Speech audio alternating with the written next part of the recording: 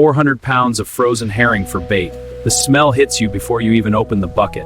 By day 3, you stop noticing it. By day 7, it smells like money. This is the pot launcher. A man lost his hand here. The hydraulic block crushed a deckhand's leg. The rail, another one over. He survived. 50 seconds, move! Stop! Stuck. I got it! 40 seconds, help him. Lines off at 5:30 a.m. As the dock falls away, something shifts inside every man on this boat. The world they know gets smaller. The world ahead gets bigger. Good. Good. Frame's cracked. Could you fish with it? Maybe. Would it hold a full load swinging over the rail? Communication is the last line between being rescued and being a statistic. The EPIRB emergency beacon gets tested every trip. If it fails to transmit, nobody knows where you went down. This one's bad. This one's bad. Baiting 200 pots before you even get to the grounds. Each bait jar gets packed tight. Herring, cod scraps, the occasional squid. The crab can smell it from 200 meters in current. Vessel on port, hold your course. Copy, holding course. Passing starboard now, clear on my side. Clear here, safe passage. Watch your heading, keep her steady. Aye, Captain, holding steady. Good, see this point? It's a reef, we'll steer clear. A torn mesh panel means crabs escape through the gap. You repair on the go, braced against the roll, tools in both hands. On a crab boat, nothing waits for calm water. The steering hydraulics are the captain's hands extended into the rudder. 1,500 psi of hydraulic pressure turning 70 tons of steel through 40-foot seas. The GPS goes dark. Solar interference, equipment fault, doesn't matter. The captain immediately reads the compass heading, marks the paper chart, and checks the radar. A water spout. A tornado over water, small by tornado standards, maybe 50 feet across. Hailstones the size of golf balls at 40 knots. They don't just sting, they cut. In seconds, the deck is white with ice, and standing out there means real injury. Trust the radar. Freezing rain creates clear ice, invisible until you step on it. The entire deck becomes a skating rink that can send you over the rail before you know you slipped. Roadway! Hard to starboard! Need some on free! We're over it! Check the hull! Lightning at sea finds the highest point. On a flat ocean, that's your mast. A direct strike can fry every electronic system on the boat and leave you deaf, dumb, and blind at sea. A loose toolbox, maybe 80 pounds, is bouncing off the rail in 60-knot winds. The radar dome is iced up. It's reading phantom targets. Somebody has to climb the mast in 40-knot winds to chip it free. The deck boss doesn't even argue. He just clips on and starts climbing. You fix it at sea, the boat doesn't get to stop for repairs. The welder braces himself against the roll, drops his mask, and turns storm damage back into working equipment. The barometer doesn't lie. When the needle falls that fast, something big is coming. The captain doesn't need the weather radio to know, but he listens anyway. The coiler takes 600 feet of ground line and stacks it perfectly.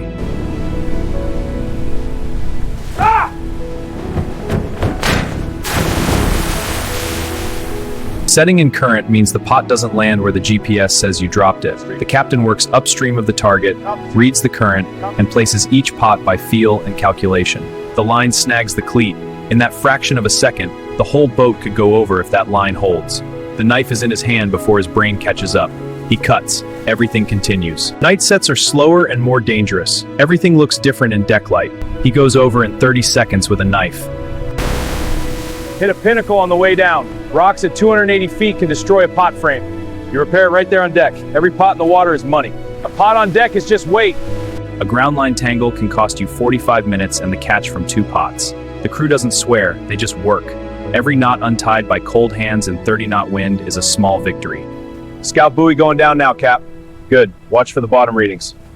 Flash confirmed. Data's coming in. The harness clip is checked twice, every time. The man who only checks once was washed over on a trip in 2019. 150 dots on the chart. Each dot is a 700-pound steel trap sitting on the bottom of the Bering Sea. The last pot is down. The deck boss makes his mark. There's nothing to do now but let time and the ocean do their work. The hydraulic block spins at 200 RPM and pulls 2,000 pounds. Whoa, look at the size of that! Careful now, don't hurt it. All right, back she goes. Wow, look at that inkjet! An experienced crew can sort 400 pounds of crab in under 4 minutes, hands moving faster than thought. Grab, gauge, keep or release. They've done this 10,000 times. The latch fails at 30 feet. 350 pounds of king crab falls back into the Bering Sea. Nobody speaks. The deck boss picks up the faulty latch. He knew which pot it was. Kelp and stripped bait. Something was in that pot. Something big enough to take the bait jar through the mesh. Maybe a large Pacific sleeper shark. They destroy bait and leave. This is what they don't show you in the fishing videos. On the bottom, 350 feet down, the crab detects the bait. It has no idea what waits above. It just follows what evolution told it to follow. Line bird's nest in the block. The pot is hanging on a fouled line 40 feet down, swinging in the swell. Every swing risks snapping the line. Pick the tangle fast or cut and lose the pot. On the line, crab goes back. Always. The regulations are clear, and beyond that, this crab will grow another inch in 2 more years. It'll be in a pot again, and that's worth more than keeping it now. Look at this cut. Crab got me good. Ha, that's nothing. This rope burns a beast. All right, give me your hand. This'll sting. Just wrap it tight, brother. There. Badge of honor. Whoa, a live king salmon in the crab pot. It's a beauty. Quick, back it goes. Ugh, look at that splash. Pot 1, 45 crabs, 180 pounds. Pot 2, 52, that's 210. Pot 3, 610. Come on, up she goes! The block's redlining! There! Right there! Holy, it's massive! That's it! The haul! Best of the trip! After hauling all 150 pots, you set all 150 pots again. You just did 18 hours of hauling and now you do 8 hours of setting. This is the crab boat cycle. This is why you earn the money. The world from inside the pot. The bottom falls away at 60 feet per minute. The crabs inside don't know what's happening. They just know the world is wrong and moving too fast. 70,000 pounds of live crab in a tank creates enormous biological load. Oxygen depletes, ammonia builds from their waste. The balance between alive and dead is a constant management challenge. Some crabs fight. This one has been fighting since it was pulled off the bottom and it hasn't stopped. 20 pounds of pure aggression with claws. The crew respects the attitude even as they put it in the tank. Mortality audit. 3 dead since the last check. 2 show signs of old shell injury. They probably wouldn't have survived anyway. 1 is a mystery. The count goes in the log. Hung pot. The wire caught on something, a rock, a pinnacle, a piece of old gear. You try every angle. You fight it for 20 minutes, then you make the call. Cut and lose the pot or keep fighting. You cut it. $2,000 of gear and whatever catch was in it stays on the Bering Sea floor. The wash down between hauls. Everything goes over the side. The waste, the blood, the smell. For 10 minutes, the deck is clean. Then the next haul comes up and it starts again. Ah! Hold still, I've got you. I'm fine. Back to work. Dislocated shoulder from a wave catch. Old injury, happened twice before, probably happen again. Doc, he's got severe abdominal pain, vomiting, and a high fever. Understood. Check the crystal. Yes, there. Yes, there's tender. The edge that cut him gets ground off. Right now. Because the next cut might be an eye or an artery.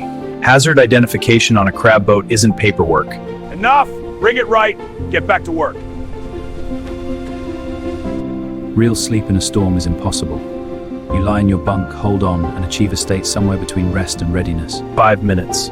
Just 5 minutes with your eyes closed and the wind in your face and nothing to do. Live transfer through the water pipe system. The crab never leaves the water. Pump from the boat's tank to the plant's holding tank without stress, without air exposure. Live crab, premium price. The plant grades every crab by size and quality. A 12-pound male goes to the premium Japanese export line. A 3-pound goes to domestic retail. The price difference is over $40 per crab. The color change happens in under 2 minutes. Brown gray to brilliant red, the chemical reaction of the shell protein responding to heat. The same crab, 2 completely different creatures. Splitting the leg shell to expose the meat for frozen sections. Each worker processes 200 crabs per hour, 200 precision cuts per hour, every cut the same. They know this crab by touch. Blast frozen at -4 degrees fall in 8 minutes. The water glaze applied immediately forms a protective ice shell around each section, locking in moisture and freshness that won't be broken until the restaurant opens it. IQF, individually quick frozen. This is the gold standard. Every single section frozen alone means the restaurant thaws exactly what they need. No waste, perfect product every time. 色は鮮やかだが霜のつき方が熱いですね。結晶も粗い。測定しよう。厚さが基準内。許容範囲内。他のも解凍ほとまりに影響する。この箱は良品です。4 boxes rejected. To us, it looks perfect. To them, the glaze is 0.3 millimeters too thin on 12 sections. Redirected to domestic retail, $1,800 less per box. The standard costs money to maintain. The reefer container will maintain minus 20 degrees from Dutch Harbor to Narita Airport to Tokyo to the restaurant's walk-in freezer. The cold chain cannot break. A single temperature excursion destroys the product. The truck makes the airport in 45 minutes. The cargo flight leaves in 90. From the bottom of the Bering Sea to a Japanese cargo airport in 48 hours. The supply chain never sleeps. High bilge alarm. Water getting in somewhere it shouldn't. Could be a loose fitting, a weeping seacock, or something worse. You find it, and you find it fast. Generator fault. The boat goes half dark in under a second. Emergency power covers the bridge, navigation, and bilge pump. Everything else is offline until the engineer fixes it. The voltage regulator, a $40 part. The engineer carries 6 of them because in 20 years, this has happened before. Transferring fuel to correct the trim. Pump engaged, flow is steady. The pots come out of the water for the last time this trip. Stacked and lashed, they travel home on the deck like trophies. Every pot was worth it, even the empty ones. 9 days of work clothes. The washer runs for 12 hours straight. Clothes hanging in every available space below deck. Orcas. The crew stops what they're doing without discussion. Every man on deck, 6 fishermen who've seen everything, and still, when the orcas come alongside, nobody moves. Nobody speaks. Dutch Harbor traffic, this is FV Northwestern. Requesting dock space and crane crew for offload. Over. Lines on the dock. Engine off. The sudden silence after 9 days of constant engine hum is almost shocking. 875. 1,240. Total, 2,115.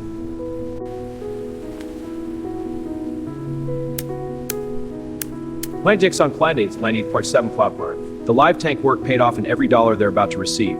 The post-offload clean takes 3 hours. Every surface, every tank, every corner. A boat that smells like crabs spoils faster. You clean it right and she's ready for the next trip in 36 hours. The maintenance window is 36 hours. Welders, electricians, riggers, they work from the captain's damage list and their own inspection. Every deficiency fixed before she goes back out. The scientists work the same water as the fishermen, but with different gear and different questions. Their annual surveys set the quota. Too low and the industry loses money. Too high and the population crashes. The quota decision is made in an office in Juneau with population models and 40 years of data. A 10% quota reduction means millions less in the fleet's pocket. The industry is changing. She's in her 2nd season. The sorting table doesn't care who's behind it. The crab comes up the same way. She's faster than 2 of the men she works with, and they'll tell you so. Ghost gear. Lost crab pots keep fishing for years, catching and killing crab that no one ever retrieves. The cleanup program has recovered over 2,000 lost pots from the Bering Sea since 2011. The table gets their king crab with butter and lemon. They are completely unaware of the man who went overboard, the engine that failed at midnight, the storm that tried to sink the boat. They eat and it's delicious. Between seasons, the dock goes quiet. The boats rest, the crews scatter home, the machinery sleeps. Behind glass and separated from the ocean, a king crab is still extraordinary. This boat has caught over 4 million pounds of king crab in 22 years. She's been rebuilt 3 times, repowered twice, named the same thing since the day she launched. From up here you can see 6 boats. Each one holds 6 men. Each man has a family and a reason for being here. We harvested these waters in ways the sea could sustain indefinitely. In winter, when no boats are fishing, the Bering Sea floor is the same as it was 10,000 years ago.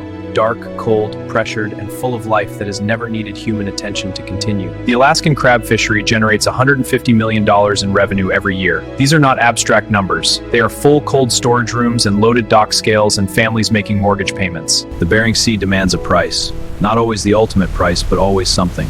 Your sleep, your comfort, your peace of mind, your sense of safety, every trip it takes something.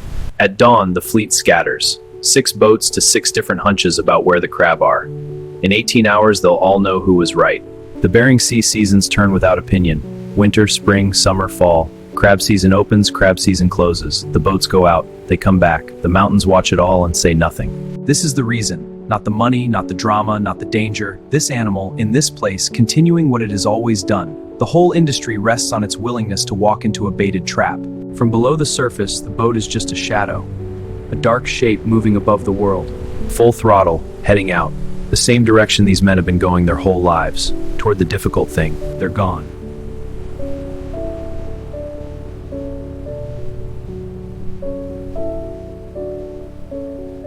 They do.